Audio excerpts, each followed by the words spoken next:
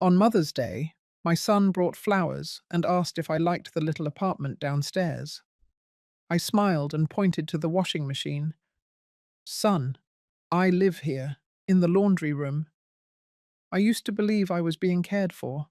Now I only feel cold. No one expected my own daughter had orchestrated everything, and what I found next was far crueler than any cold basement. The cake sat on top of the washing machine, tilted slightly because the surface was uneven. I had to cut off part of the bottom just to make it sit without sliding off. There were 6 candles, one for each decade and change of my life, jammed into the frosting with shaking hands. The room smelled faintly of laundry detergent, concrete, and mildew. It always did. Everett walked in carrying a bouquet, bright tulips. He smiled like he always did when he was trying to cover up guilt or nerves. I hadn't seen him in person in almost a year. Work, travel, the usual. His hug was warm, though, and for a moment I felt like a mother again. He looked around. I had made an effort.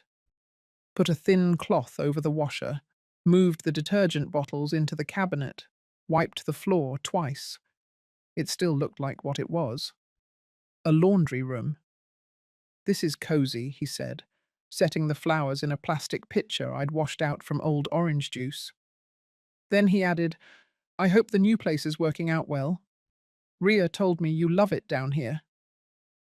I didn't know what to say at first. I looked around the room, the tiny stool where I sat to fold laundry, the twin cot I pulled out at night next to the water heater, the single light bulb buzzing faintly above. I smiled, careful not to let it crack. "I live here," I said, "in the laundry room." He blinked. No words, just a small movement of his mouth, like it didn't quite register. I pointed again. "This is where I sleep. That cot. I cook on the hot plate under the sink. The rest of the house is upstairs, locked. I don't have a key. Don't have a..." The silence pressed hard against the walls. I didn't look at him right away. I didn't want to see it. The confusion, the dawning realization, the part of him that would start connecting dots. He finally sat down on the small stool, still holding the bouquet. His hand brushed against the lint trap on the dryer. It was clean. I made sure of that too. "Ria said you had everything you needed," he whispered. "She said you were happy down here. Independent. Private." I said nothing. He looked at the cake, then the candles. His eyes moved slowly around the room, as if seeing it for the first time. I watched the way his shoulders dropped, the way his hand shook just slightly as he set the flowers down. No shouting, no accusations, just quiet. That made it worse somehow. Later that night, after he left with a soft promise to call me the next morning, I sat on the cot, blanket pulled up to my chin, staring at the flickering ceiling bulb. I had always told myself this was temporary, that Ria had reasons, that Everett knew, but that look in his eyes told me he didn't. If you've ever been in a moment where your world tilted just enough to make you question everything, you'll understand what that felt like. If you're still listening, let me know where you're watching from. I think stories like this reach farther than we expect. I never planned on staying in the laundry room for long. At first, I told myself it was just a transition. A few weeks while Ria figured out how to get the upstairs cleaned. A month or two until repairs were finished. Maybe the locks were temporary. I wanted to believe her when she said the space was convenient. Easy. Simple. She always used that word. Simple.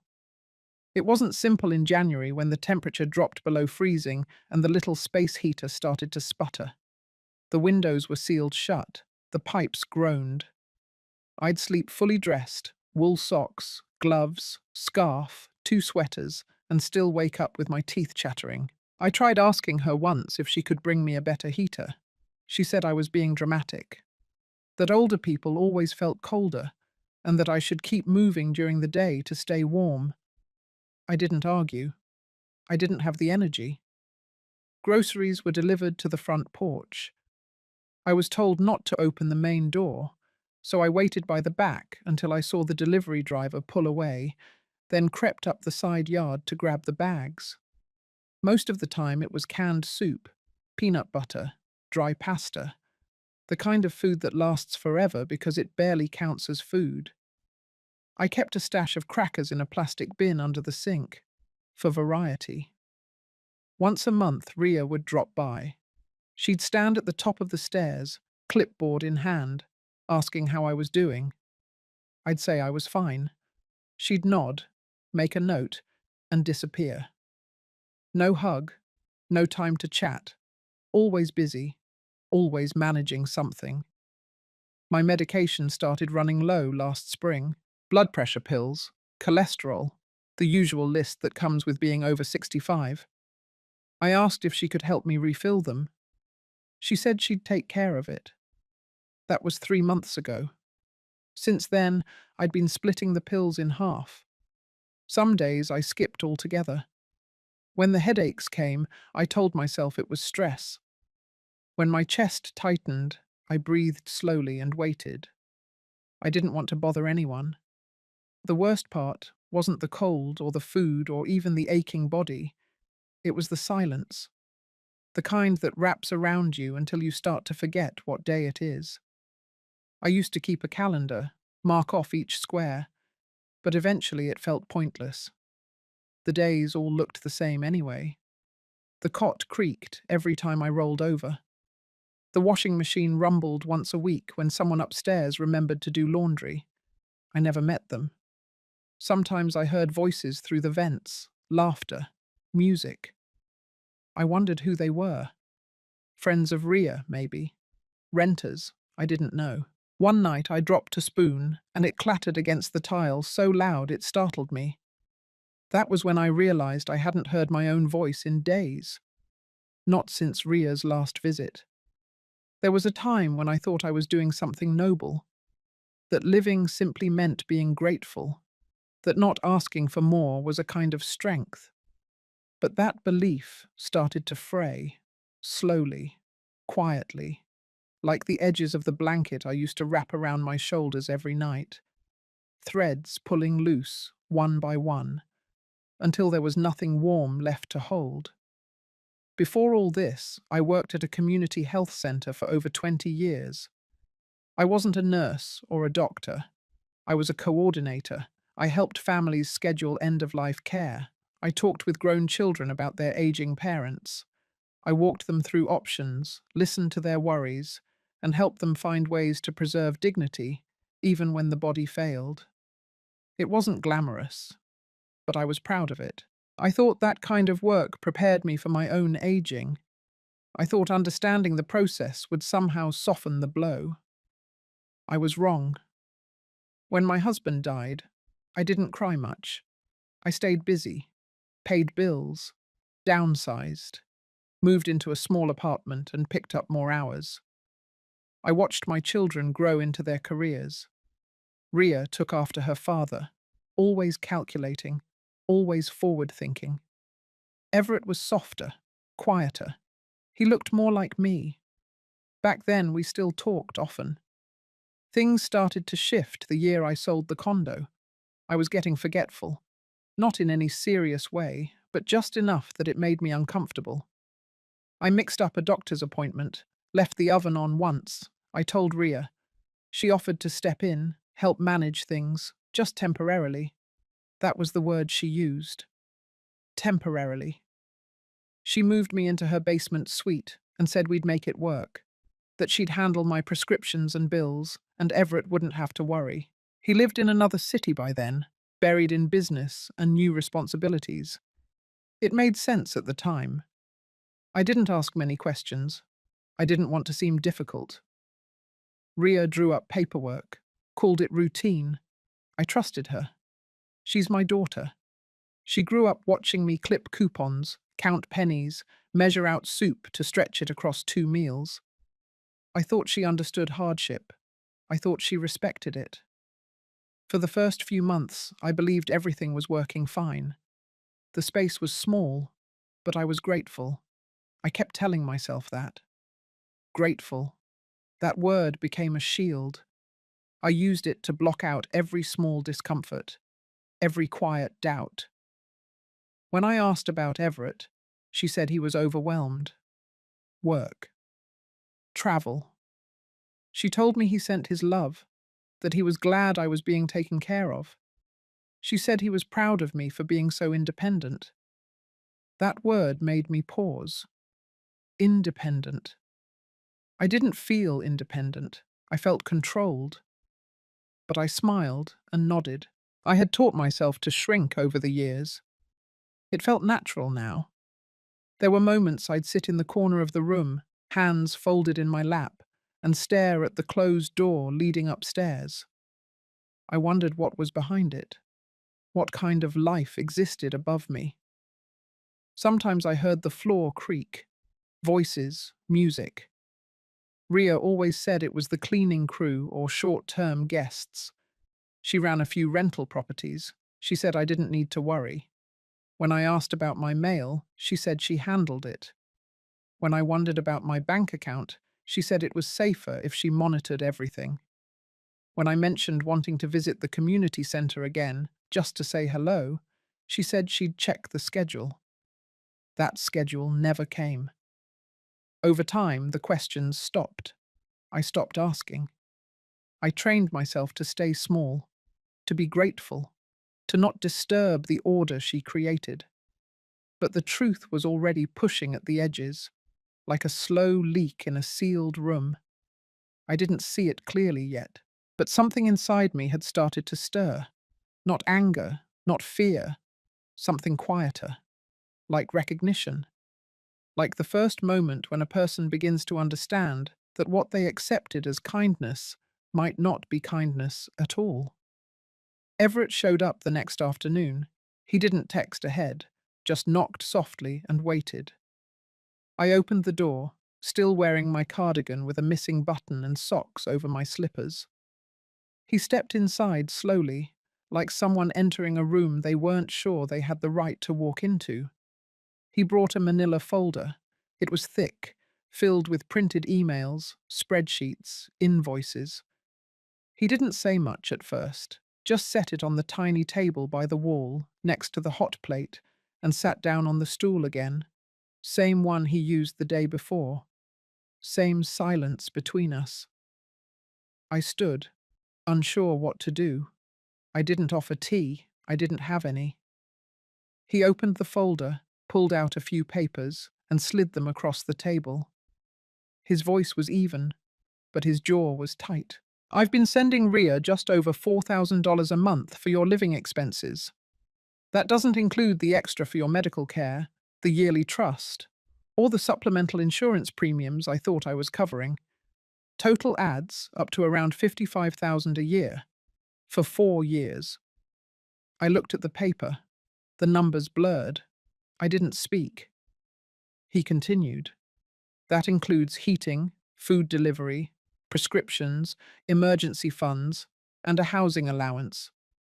I thought it was going toward a comfortable space, a full apartment, maybe with a home nurse part-time if you ever needed one. I said nothing. I couldn't find the words.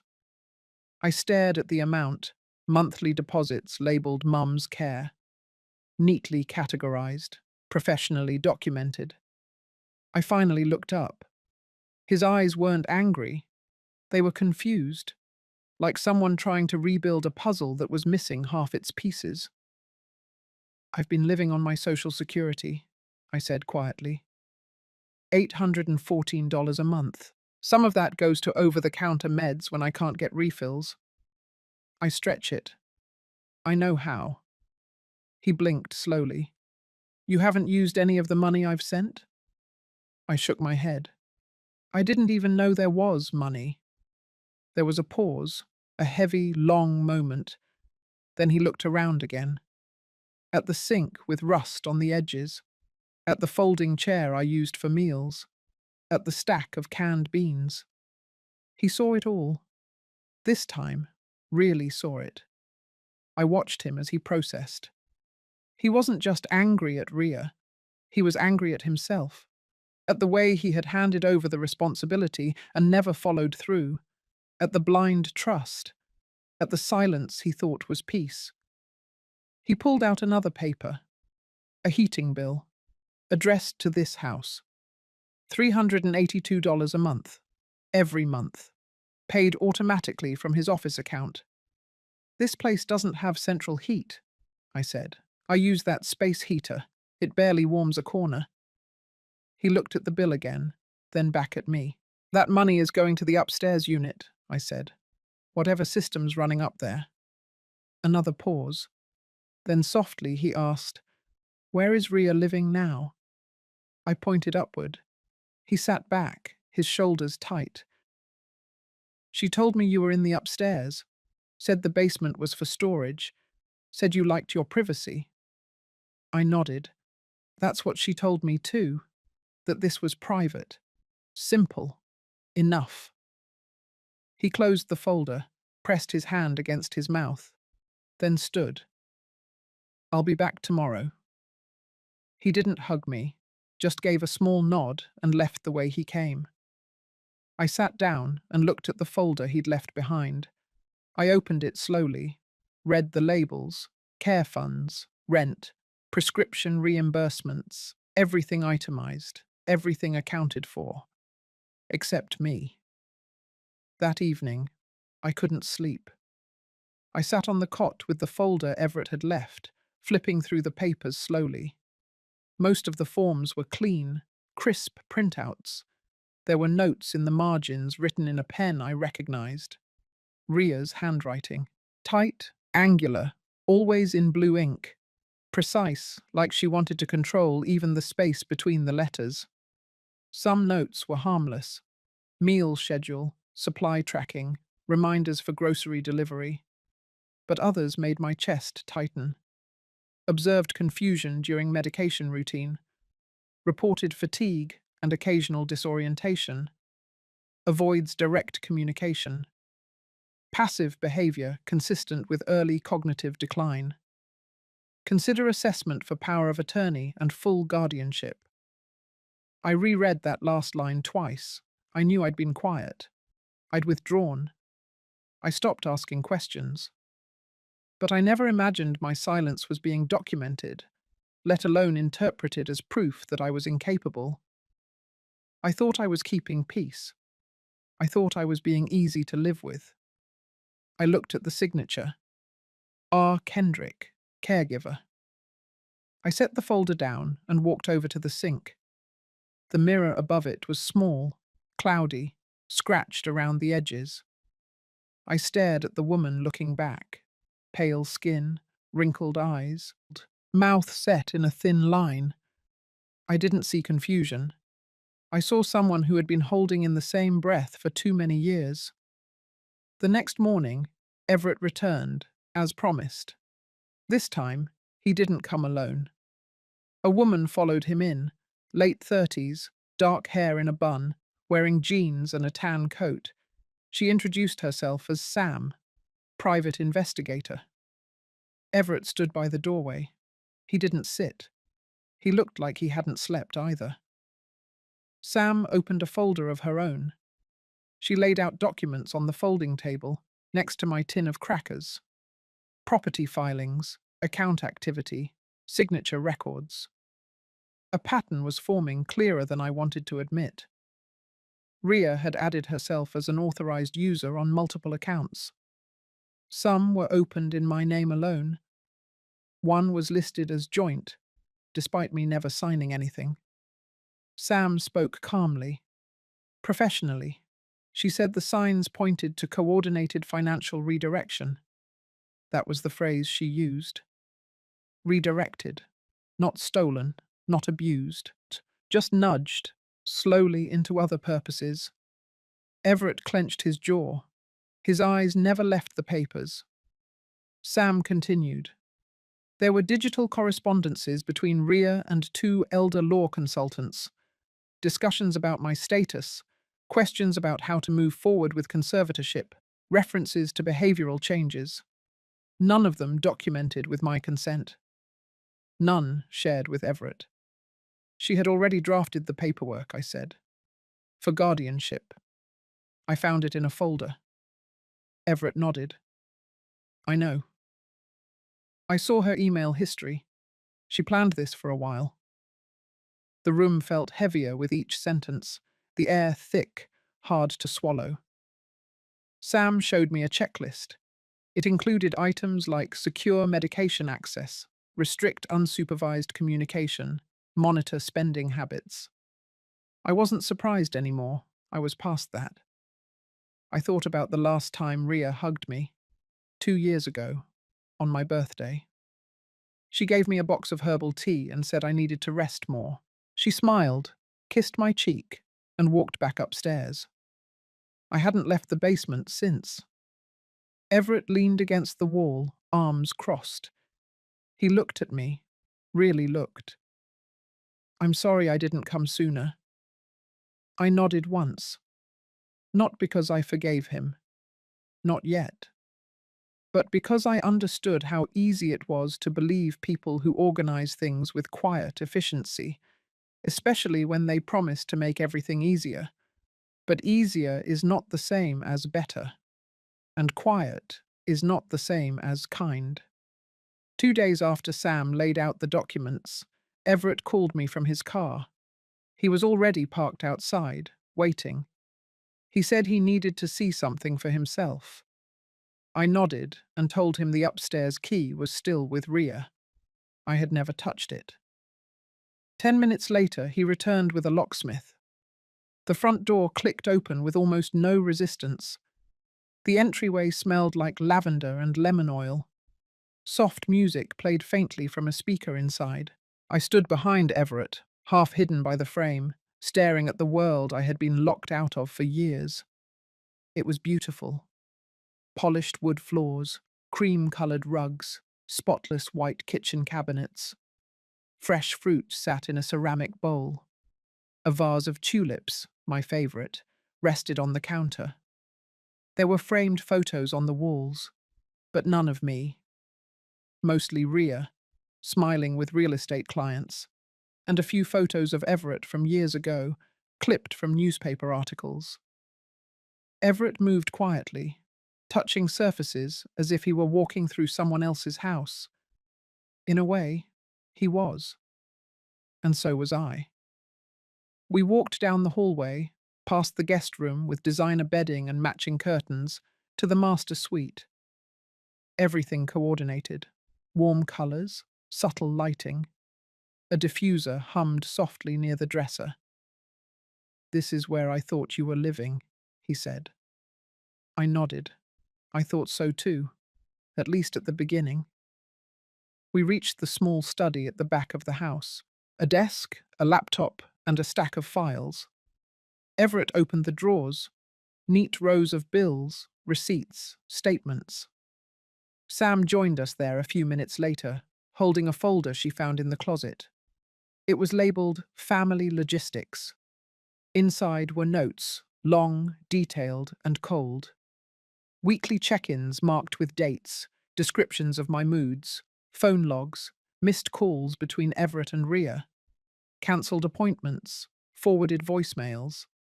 She documented every conversation, every change in behaviour. There was even a copy of the message I left on her phone 6 months ago, asking for help refilling my medication. She had added a note beside it. Emotional escalation, likely due to overuse or memory lapse. The file wasn't just a record. It was a case, a methodical collection of evidence to build a narrative that I was declining, that I was unstable, that she was the only one keeping me from spiraling. Everett sat down hard on the arm of the couch. I stood near the window looking out at the backyard. A small patio with a table set for two. I had never been out there. Then Sam showed us the insurance record. A policy in my name, renewed the year I moved in. Beneficiary listed as Ria, signed authorization form attached. The signature was close, but I knew it wasn't mine. "She's been preparing this for a long time," I said. Everett didn't answer. In the kitchen, Sam opened a drawer and pulled out a stack of unopened mail addressed to me. Letters from my old insurance, medical updates, and 2 envelopes from Everett's office. She hadn't even bothered to forward them. I sat at the table, ran my hand across the clean surface, and felt like a stranger in a house built for me. Every corner spoke of comfort, of intention, of someone curating an image. The image wasn't for me.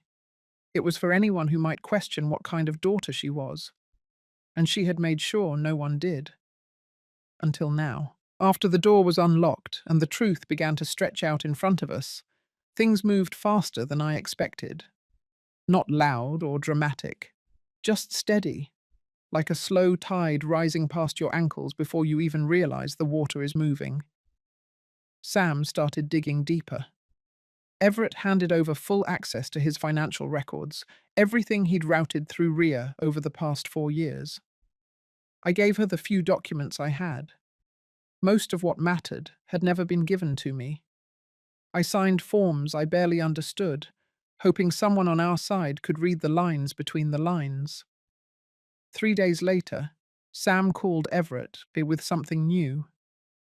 I could hear her voice through the speakerphone as we sat in his car, parked outside the same house I had been locked out of. She had traced multiple rental listings connected to the address. RIA had been leasing the upstairs unit under a corporate short-term rental program. The house I thought was mine had been earning her over $2,000 a month, sometimes more during peak seasons.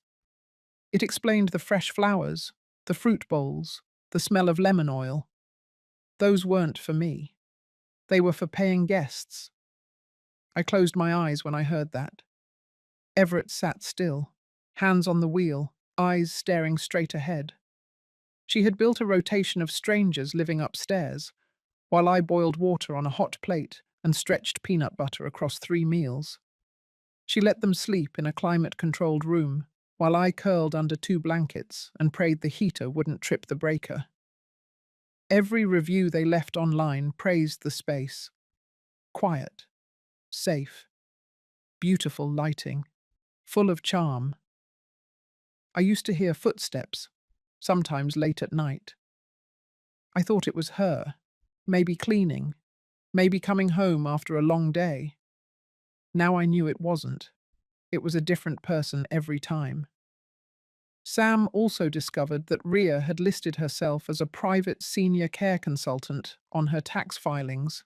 She had claimed deductions for supplies, transportation, administrative hours, even meals, all in connection to my care. A business, disguised as devotion. Everett didn't speak for a long time. We drove to the community office building where RIA kept a small space for her consulting practice. It was closed. A handwritten sign taped to the door said she was out of town. No explanation, no return date. Everett made more calls. He requested audits. He sent documents to attorneys. Every hour brought something new. A copy of a loan application in my name, a credit line with late payments I never saw, an old insurance check from a supplemental policy I didn't even know existed, deposited, of course, not into my account. By the end of the week, there were more questions than answers, but the pattern was clear. RIA hadn't stumbled into this. She had built it, carefully, quietly.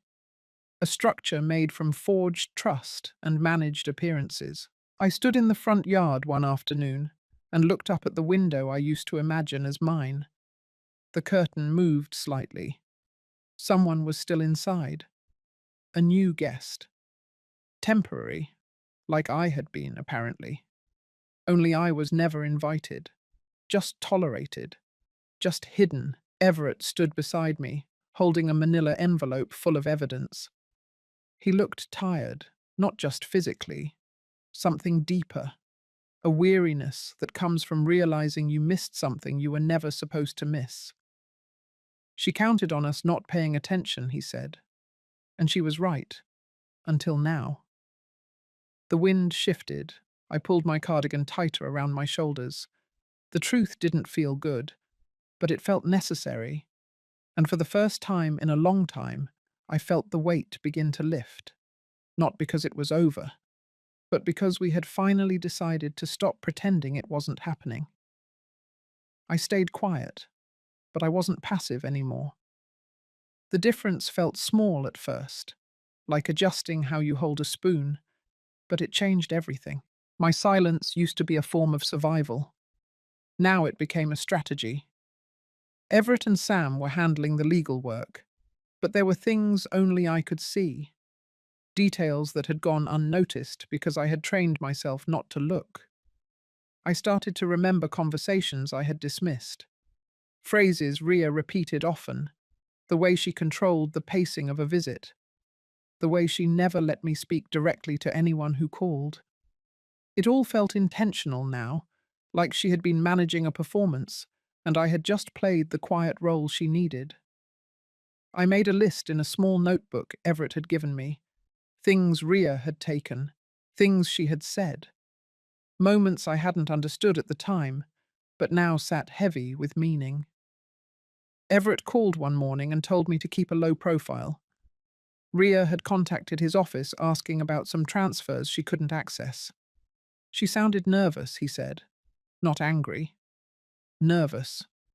He said that was a good sign. I spent that day going through the small bin of items I had managed to keep in the basement. I found an envelope with my name on it. Old letters from an insurance company, postmarked over 2 years ago. They were unopened, slipped into a drawer, and forgotten. I opened them slowly. Each one confirmed benefits I never received.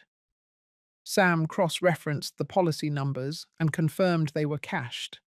Not by me. Ria had been collecting every piece of help I qualified for and tucking it into her system. Benefits, credits, even the energy assistance meant to help with utility bills in winter. She had applied using my name, but the routing numbers were hers. Sam traced more connections. There was a second property in a neighboring county, registered under a holding company with a name she had used once in college.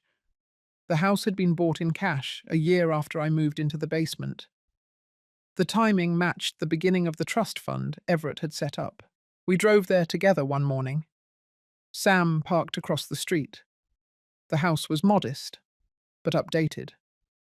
Someone had been caring for it. Mowed lawn, fresh paint. Everett sat in the back seat, quiet. She was investing the money, Sam said, not just spending it, building something with it. I wondered what she told herself at night, that I was fine, that I didn't need more, that I would just live quietly until I faded into the background. She was good at that, making people disappear into convenience. I didn't feel hate, not yet, just clarity. Everett printed out a copy of the original trust paperwork and laid it beside my notebook. He had highlighted the section where Ria agreed to disclose all activity quarterly. I ran my finger across the signature line. My name had been typed in as the beneficiary, hers as the custodian. He turned to me and asked if I wanted to confront her directly. Not yet, I said. There was more to understand first. So we kept moving quietly. Sam compiled evidence. Everett worked with his lawyer. I kept writing. I was no longer asking what had happened. I was building the shape of it, the rhythm, the intent. I wasn't going to yell when it came time. I wasn't going to argue. When it was my turn to speak, I would do it with facts, and I would not ask for understanding.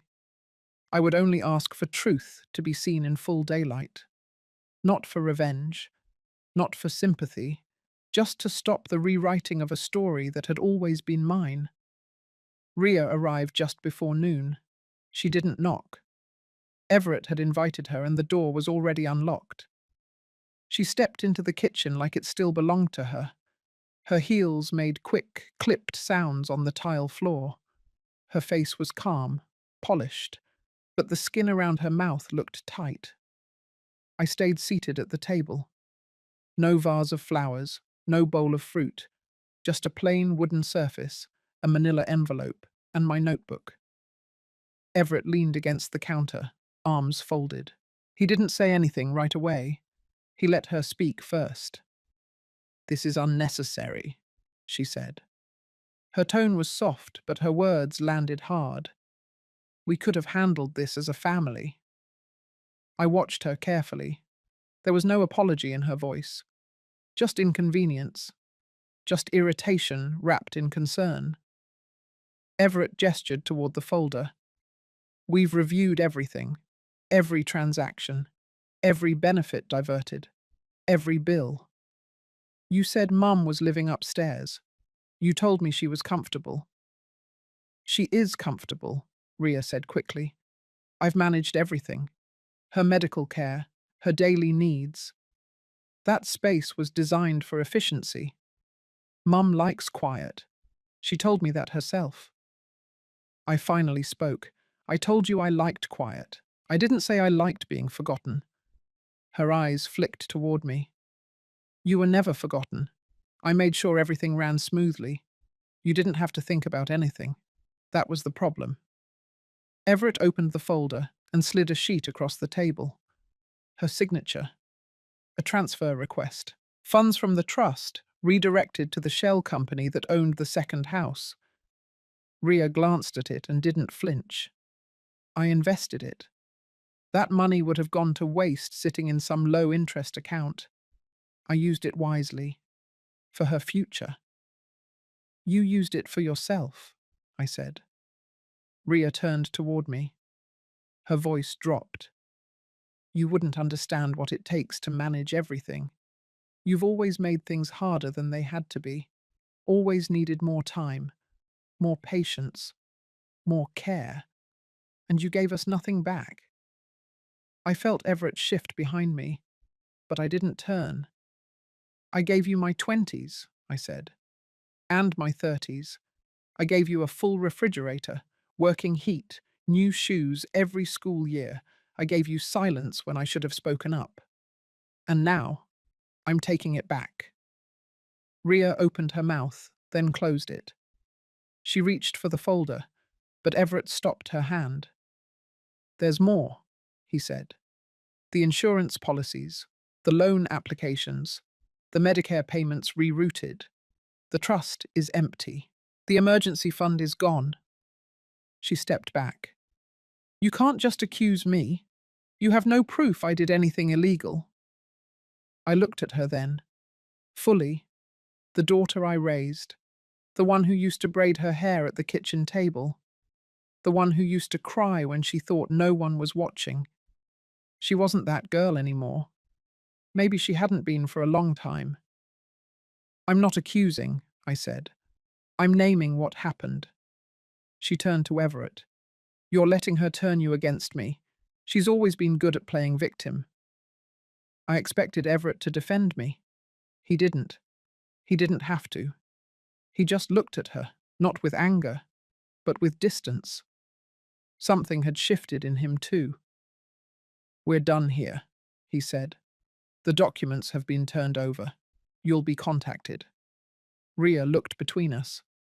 For the first time, her face cracked. Not with tears, with disbelief.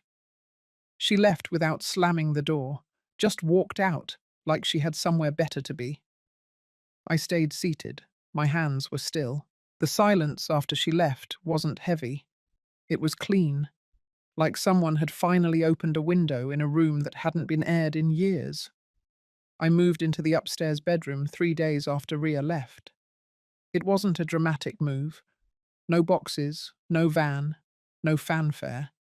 Just me, a few bags, and the soft sound of my footsteps on the wooden stairs I hadn't climbed in nearly 4 years. Everett changed the locks.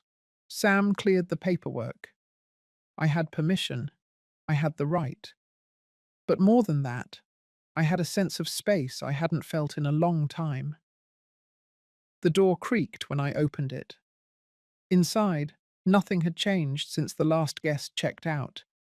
clean linens, soft lighting, folded towels.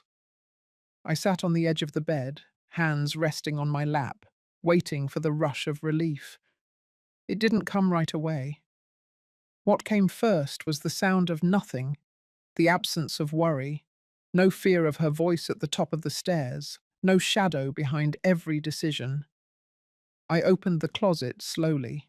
It was full of things that weren't mine: matching robes, slippers in every size, branded hangers from hotels. I cleared them out piece by piece, not with anger, with focus. I filled 2 large donation bags and set them by the door. That night, I stood in the kitchen and made myself a proper dinner, not reheated cans or toast with peanut butter. I boiled pasta, sautéed vegetables, poured a glass of water and sat at the table like I had every right to be there, because I did.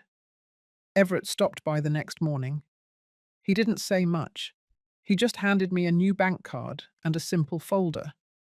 The card was linked to my new account, one that only I could access. The folder held updated medical information, notes from his office about insurance and care options, and a small notebook with the word "personal" handwritten across the cover. I held it for a moment before setting it down. I thanked him, and he said nothing in return, just nodded. There were no apologies. I didn't need them anymore. What I needed was this: a man who finally saw his mother as a person with edges, history, and the right to her own narrative. Later that afternoon, I unpacked a small box of things from the basement. A quilt I'd stitched years ago, not for display, just for warmth. A few old photographs in plastic frames. My late husband, smiling from behind a grill. A younger Rhea, grinning with missing front teeth. Everett in a striped sweater, arms flung around a puppy we didn't keep. I placed the photos on the shelf in the hallway. Not to decorate, to remember. Not everything about the past needed to be erased, only the parts that kept me small. I found a florist's card tucked between old mail. I called and asked for a bouquet, not roses or tulips, just whatever was fresh. I placed it in the center of the table where the invoices used to sit. That night, I opened the back door and stepped onto the patio. The air was cool. The yard had overgrown a little, but it was still mine. I sat in one of the chairs she used to stage for guests and pulled the blanket tighter around my shoulders. This was the beginning, not a grand reinvention, just a quiet return to self. A life I chose, room by room, word by word. The house was no longer a shell filled with someone else's design. It was mine now, and for the first time in years, every door inside it would open with my own hand. I signed my own forms for the first time in years. Medical updates, voter registration, a change of address form at the post office. I wrote my name carefully, not with pride, not with bitterness, just with intention. Every letter was a quiet act of ownership. I didn't rush to fill the days. I let them stretch. I woke early and sat near the kitchen window with a cup of tea. I read the newspaper out loud sometimes, just to hear my voice again. The silence didn't frighten me anymore. It became space. I enrolled in a community workshop for older adults. Nothing fancy, just a weekly session on navigating retirement, legal protections, and basic technology. I didn't go to socialize. I went to learn. I took notes, asked for printed copies, highlighted passages in yellow, the kind of things Ria always said I had no patience for. She was wrong. One Thursday, a woman named Lorna asked if I'd ever considered volunteering. She worked at a small non-profit that helped seniors review their documents and avoid financial traps. I said I'd think about it. By the next week, I had a badge with my name on it and a desk with a stapler that clicked unevenly. I didn't tell people what happened, not in detail. I didn't need to. Most of the women there already knew the shape of my story. Different faces, same patterns. Grown children who blurred the line between help and control. Advice disguised as orders. Kindness mixed with power. I listened more than I spoke. But when I did speak, I was direct. I told one woman to stop apologizing for asking questions. I told another that needing help didn't mean she had to give up her choices. I told myself the same things when I walked home each evening. Everett stopped by once a week. He never stayed long. Sometimes he brought dinner, sometimes just paperwork. He looked more relaxed, still serious, still focused, but less burdened, like he was no longer holding a secret on someone else's behalf. We didn't talk about Ria much. He said she had retained a lawyer and that the investigation was ongoing. I nodded. That was enough for now. What mattered more was this. When he called me directly. When he brought groceries, he asked what I liked. When he left, he said goodbye with a hug, not a signature. I updated my will. I added a line at the end that said, I reserve the right to change everything if I change my mind. My attorney laughed and said it wasn't legally necessary. I told her it wasn't about legality. It was about language, about saying out loud that I would never again live by someone else's script. The photo frames on the hallway shelf stayed the same. I didn't throw them away. I didn't rewrite the past. I just stopped letting it define the room. Some evening, I still sat on the back patio. The breeze carried the smell of pine and old rain. I wrapped myself in a sweater Everett bought last fall. Not a gift, just a gesture. I liked that better. Everything was quieter now, not empty, not dull, just mine. The letter came in a plain envelope with no return address. The handwriting was unmistakable. Ria still used the same slanted cursive from high school. Inside, 2 pages, front and back.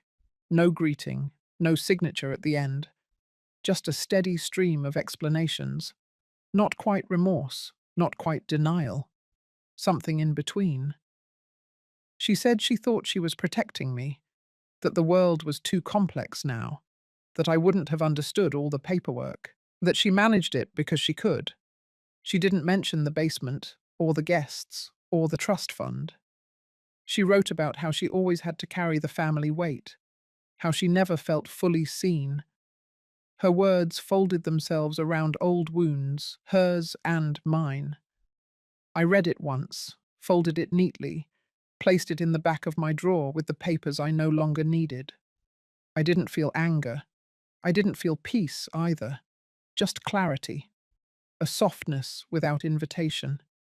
I no longer waited for her voice or her version of events. I had mine.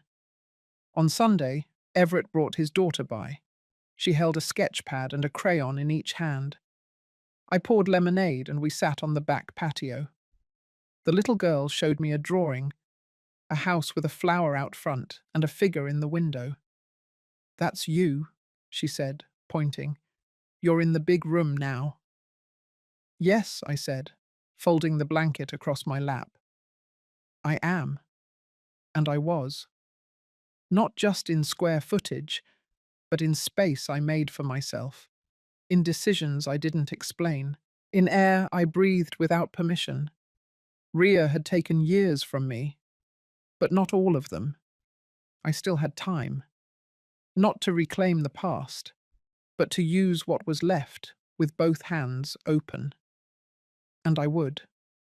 If you've ever felt overlooked or quietly pushed aside in your own family, I hope this story reminded you that your voice still matters, that reclaiming your space doesn't need to be loud, it just needs to be yours. Let me know where you're listening from and if any part of this story stayed with you. And if you know someone who might need to hear it, feel free to share it with them. Sometimes the quietest stories carry the heaviest truths. Thank you for staying with me until the end.